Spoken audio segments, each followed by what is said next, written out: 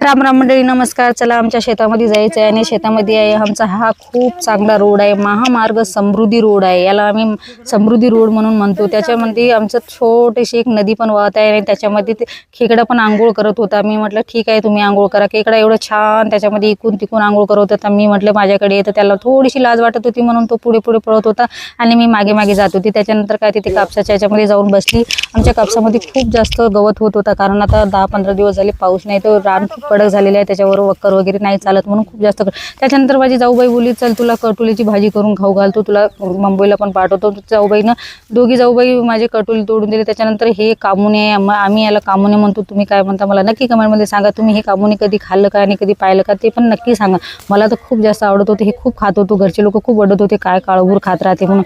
त्याच्यानंतर सासूबाई बोलली की आता चालले तर खूप सारे तरी तोडून या, मुंबईला ताईला पाठवून द्यायचं. त्याच्यानंतर आमच्या सोयाबीनला एवढे जास्त शेंगा आलेल्या आहे,